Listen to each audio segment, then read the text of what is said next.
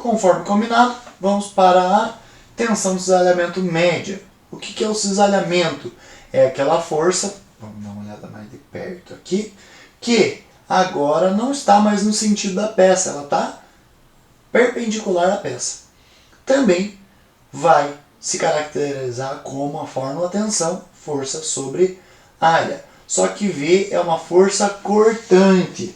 Quando vocês virem a letrinha V em concreto, em resistência, em qualquer matéria que vá fazer conta na engenharia, que seja de estruturas, V é a força cortante, certo? Tá, como é que ela funciona? Então a primeira força, que era normal, ela esticava ou comprimia a peça. A força cortante, ela atua um pouquinho diferente, tá? Deixa eu mostrar para vocês primeiro no quadro. Eu preciso de um exemplo para trabalhar melhor.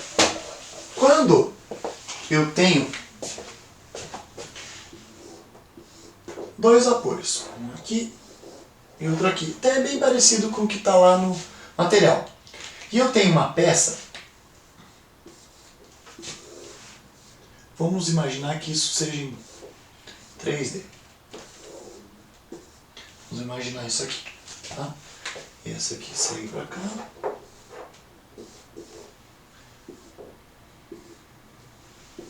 Tá?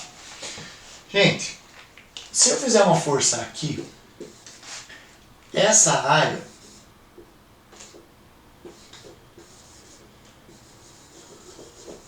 aqui e essa área aqui tem a tendência de sofrer um cisalhamento. Porque imagine que eu vou apoiar até certo ponto que isso rompa. Ele vai tentar fazer esse movimento, correto? Né? Ele vai tentar cisalhar. Tá, o que eu vou perguntar para você? Se essa, vamos chamar de ripinha, ela fosse maior assim, aí ela veio mais para cá, ela é maior zona. Isso muda a resistência, muda a força, na verdade ele chama de V, né? Muda a força V limite? Não muda, nem um pouco. Se eu colocar mais força ou menos força, aqui nada tem a ver com o tamanho da ripa para os dois lados. Ah, ela ficou maior aqui também. Veio para cá. Ó. Essa ripa veio até aqui. Mudou alguma coisa? Também não. O que muda? Se essa ripa fosse mais larga, chegamos aqui, eu não teria mais área resistente ainda? Ela viria a área até aqui, né? Então, daria força para cá. E aqui também? Não dobraria quase essa área? Não esqueça dessa. Sim. Então aqui a largura interessa. E a altura? Quanto mais alta ela fosse, também mais ela teria resistência. Tá? Então, a área resistente ao cisalhamento seria essa. Mas, se eu cortasse isso aqui, toda a peça ia descer? Não, eu ainda teria esse lado. Então, quando a gente fala de cisalhamento, nós temos ainda que ver se a área de cisalhamento é simples, é dupla, é tripla, quádrupla, que o cisalhamento tem disso. Vamos tratar rapidinho aqui desses detalhes. Imagine que eu tenho uma mesa de corte aqui. Aqui eu tenho uma chapa de aço, tá?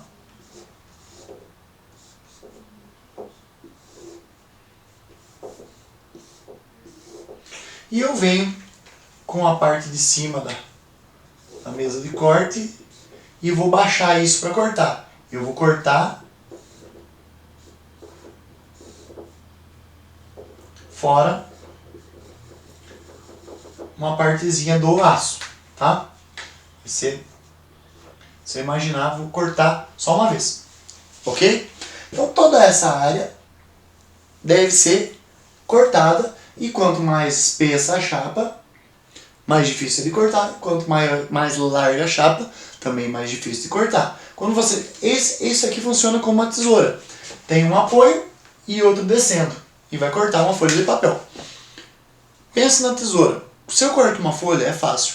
Se eu cortar duas, é um pouco mais difícil. 3, 4, quanto maior o número de folhas, mais difícil é de cortar, porque ele fica mais grosso e aumenta a área resistente. Tá? Esse é o tipo de cisalhamento simples. Quando eu coloco mais um apoio aqui e deixo a guilhotina um pouco maior, digamos que ela fique maior, olhando só do lado, fica igual aquele outro desenho, eu tenho o espaço que eu quero cortar e aqui eu vou mandar descer o cortador, né? Vai pinar isso. Eu tenho que cortar tanto esse lado quanto esse. Então o cisalhamento é duplo. E aí, assim por diante. Eu posso ter triplo, posso ter quádruplo, vários tipos. Nós vamos ver conforme os exercícios forem acontecendo. Vamos ver lá vamos dar uma olhada nas chapas e nos rebites. Tá? Rebites, cola, solda. Deixa eu só jogar lá para o material. Então aqui o que ele diz? Cisalhamento simples. Está vendo que eu tenho duas chapas? Então eu tenho um plano de cisalhamento. Quem vai resistir a esse primeiro cisalhamento? O parafuso. Tem diferença no tamanho do parafuso? Se ele for maior ou menor, não. Mas se ele for mais largo ou mais estreito, tem. Então quando eu puxo uma chapa para um lado e outra para o outro, eu tenho a tendência de cortar esse parafuso. Tá? Mesma coisa acontece com a cola. Ó, eu colei uma madeira na outra. Quando eu puxo ela para um lado e para o outro, e a outra para o outro, a cola ela sofre uma tensão em que ela seria rasgada, né, lateralmente, porque uma madeira ia para um lado e outra para o outro. Já aqui, gente, tá vendo que para esse parafuso é o mesmo parafuso que era aqui em cima, mas para romper ele, para essa placa aí para a direita e essas duas para a esquerda, eu tenho que romper ele duas vezes. Tenho duas forças de cisalhamento.